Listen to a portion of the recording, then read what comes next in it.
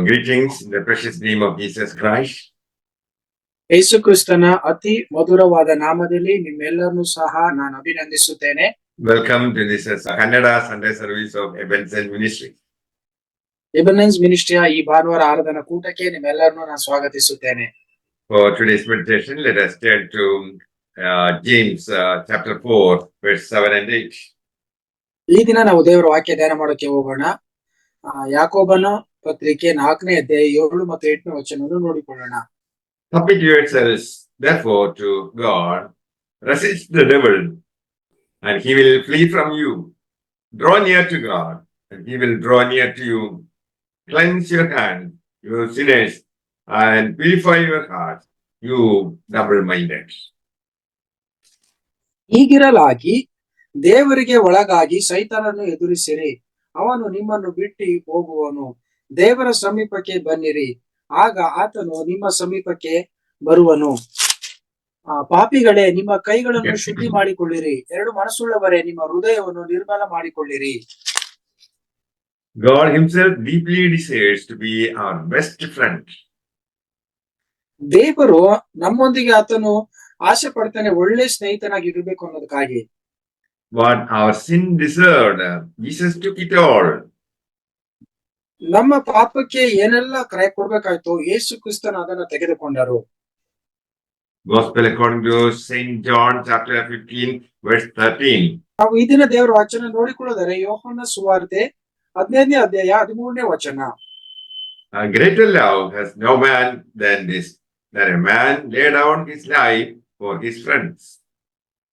ಪ್ರಾಣವನ್ನೇ ಸ್ನೇಹಿತರಿಗೋಸ್ಕರ ಕೊಡುವ ಪ್ರೀತಿಗಿಂತ ಹೆಚ್ಚಿನ ಪ್ರೀತಿ ಯಾವುದೂ ಇಲ್ಲ.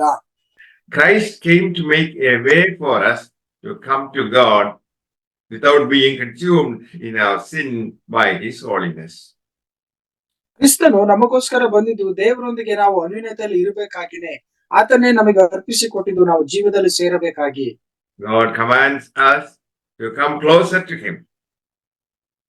ದೇವರು ಆಜ್ಞಾಪಿಸಿದರೆ ದೇವರ ವಚನ ಹೇಳುತ್ತದೆ, ದೇವರ ಸಮೀಪಕ್ಕೆ ಬನ್ನಿರಿ.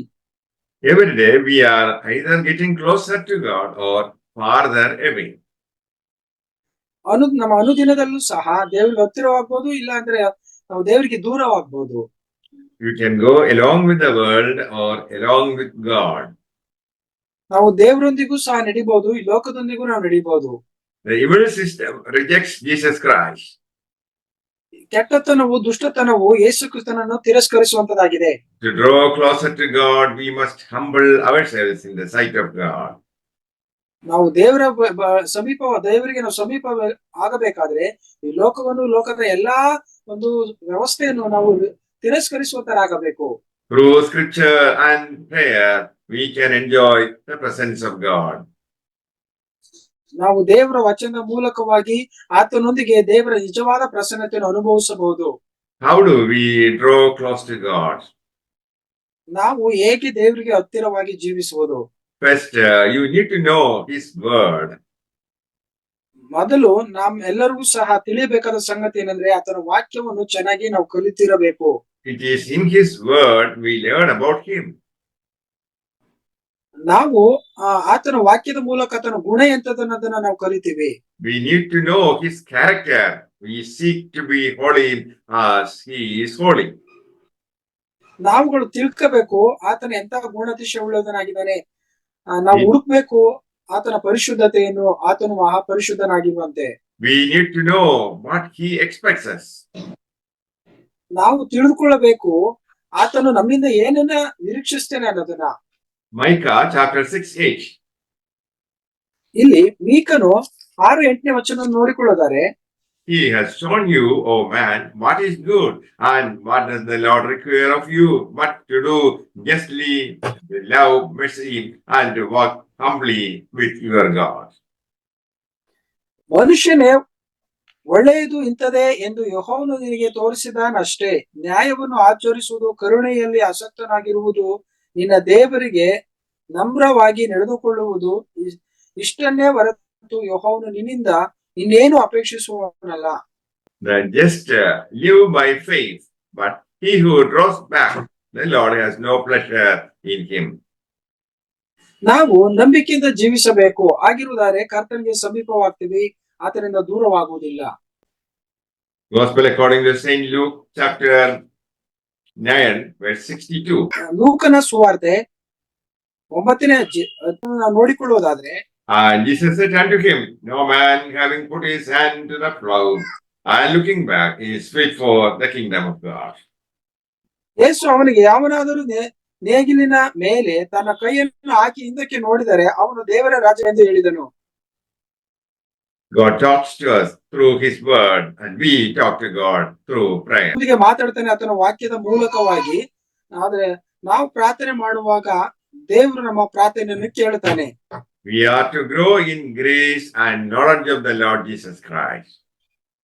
ನಾವು ದೇವರ ವಾಕ್ಯದ ಯೇಸು ಕ್ರಿಸ್ತನ ಜ್ಞಾನದಲ್ಲಿ ನಾವು ಬೆಳೆಯಬೇಕು. We need purity of heart. ನಮ್ಮ ಹೃದಯದಲ್ಲಿ ಪರಿಶುದ್ಧತೆ ಅನ್ನೋದು ಬೇಕು. It is the pure in heart who will see God. ನಿರ್ಮಲ ಚಿತ್ತರು ದೇವರನ್ನು ಕಾಣುವರಂತ ದೇವರು ವಚನದಲ್ಲಿ ನೋಡ್ತೀವಿ. ಆ ಪರಿಶುದ್ಧತೆ ಇರುವಾಗ ನಾವು ದೇವರನ್ನು ಕಾಣುತ್ತೇವೆ. We need to be faithful to him. ನಾವು ಆತನಿಗೆ ನಂಬಿಗಸ್ತರಾಗಿರ್ಬೇಕು. His Father will love and make his home with those who keep his word. ಯಾರೆಲ್ಲ ಆತನ ವಾಕ್ಯ ಹಿಡ್ಕೊಂತಾರೋ ದೇವರು ಆತನಲ್ಲಿ ಬಂದು ವಾಸಿಸಿ ಆತನಲ್ಲಿ ಮನೆ ಮಾಡಿಕೊಳ್ಳುತ್ತಾನೆ. What separates us from God is sin. ನಮ್ಮನ್ನ ದೇವರಿಂದ ದೂರ ಮಾಡೋದು ಯಾವುದು ಅಂದ್ರೆ ಪಾಪ. Purity of life, love, reverence, zeal, faithfulness are the qualities that draw us closer to God.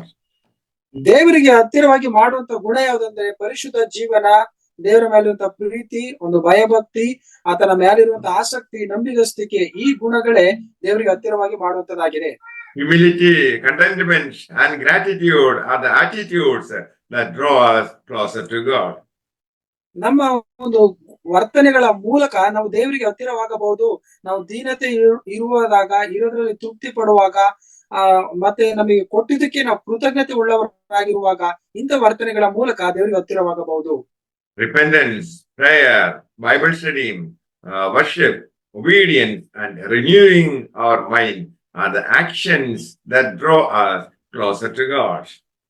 ದೇವರಿಗೆ ಹತ್ತಿರ ಮಾಡುವಂತ ಇನ್ನು ಕೆಲವು ಕಾರ್ಯಗಳು ಏನಪ್ಪಾ ಅಂದ್ರೆ, ನಾವು ಪಶ್ಚಾತ್ತಾಪ ಪಡುವಾಗ, ಪ್ರಾರ್ಥನೆಯಲ್ಲಿ ಆತನೊಂದಿಗೆ ಕನೆಕ್ಟ್ ಆಗುವಾಗ, ಸತ್ಯವೇದವನ್ನು ಅಧ್ಯಯನ ಮಾಡುವಾಗ, ಆತನ ಆರಾಧಿಸುವಾಗ, ದೇವರಿಗೆ ವಿಧೇಯರಾಗುವಾಗ, ನಮ್ಮ ಮನಸ್ಸನ್ನು ನೂತನ ಮಾಡಿಕೊಳ್ಳುವಾಗ, ಈ ಕಾರ್ಯಗಳನ್ನು ಮಾಡುವುದರ ಮೂಲಕ ದೇವರಿಗೆ ಹತ್ತಿರವಾಗುತ್ತೇವೆ. Worldliness, indifference, ignorance, busyness, idolatry are dangerous to our relationship with God. ದೇವರೊಂದಿಗೆ ಇರುವಂತ ಅನ್ಯೂನ್ಯತೆ ಐಕ್ಯತೆಯಲ್ಲಿ ಈ ಲೋಕದಲ್ಲಿ ಮತ್ತೆ ನಾವು ದೇವರನ್ನ ಒಂದು ನಿರಾಕರಿಸಿ ನಮ್ಮದೇ ಆದಂತ ಕಾರ್ಯದಲ್ಲಿ ತೊಡಗಿಕೊಳ್ಳುವುದು, ಇವೆಲ್ಲವೂ ಸಹ ವಿಗ್ರಹದಷ್ಟು ಸಹ ಒಂದು ಭಯಂಕರವಾದುದಾಗಿದೆ. May the Lord bless you all with these words. Amen. ಈ ವಾಕ್ಯದ ಮೂಲಕ ಕರ್ತನು ನಿಮ್ಮನ್ನು ಆಶೀರ್ವದಿಸಲಿ. ಆಮೆನ್.